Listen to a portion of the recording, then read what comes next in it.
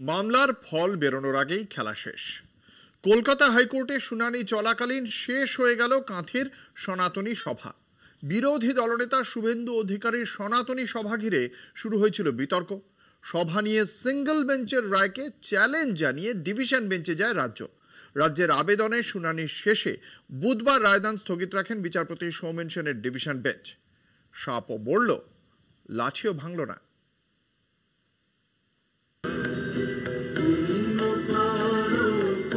দীঘায় মুখ্যমন্ত্রী জগন্নাথ মন্দিরের উদ্বোধনের দিনই কাঁথিতে সনাতনী সভা করতে বদ্ধপরিকর ছিলেন বিরোধী দলনেতা শুভেন্দু অধিকারী। সভায় পুলিশের অনুমতি দেওয়া নিয়ে বিতর্ক বাধায় কলকাতা হাইকোর্টের দ্বারস্থ হন তিনি। মঙ্গলবার অবশেষে শর্ত সাপেক্ষ অনুমতি দেয় আদালত। ওই নির্দেশকে চ্যালেঞ্জ জানিয়ে বিচারপতি সৌমেন সেনের ডিভিশন বেঞ্চের দ্বারস্থ হয় রাজ্য। এই পরিস্থিতিতে বুধবার আদালতের শুনানি চলাকালীন কাঁথিতে সনাতনী সভা সম্পন্ন করেন বিরোধী দলনেতা শুভেন্দু অধিকারী। এদিন সভা থেকে বিরোধী দলনেতা বলেন, সরকারি টাকায় হিন্দুদের মন্দির হয়নি।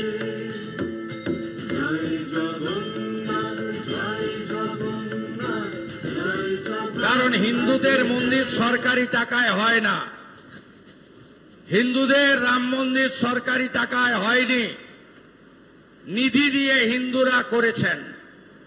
ঠিক একইভাবে মুর্শিদাবাদ জেলার 9টি মন্দির আজ সকালে সনাতন সংস্কৃতি অনুযায়ী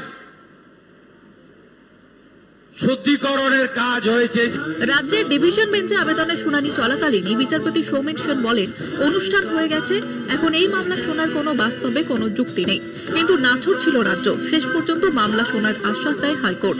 সংগঠকদের পক্ষের আইনজীবী বিল্লদল ভট্টাচার্য বলেন, হিন্দু সনাতনী ট্রাস্টকে পুলিশ অনুমতি না দেওয়ার পর সংশ্লিষ্ট জমির মালিক শঙ্কর বেড়া সহ অন্যান্য পুলিশকে ওয়াকিবহাল করিয়েছিলেন। তারা নিজেদের জমিতেই নিজ দায়িত্বে করতে চায় এই অনুষ্ঠান। এদিন আইনজীবী বিল্লদল ভট্টাচার্য বলেন, অনুষ্ঠান শান্তিপূর্ণভাবে সম্পন্ন হয়েছে। আদালতে দেওয়া তথ্য মতোই প্রায় 300 জন স্বেচ্ছাসেবক হাজির ছিলেন। বিচারপতি বলেন, রাজ্যের উদ্বেগ অমূলক নয়।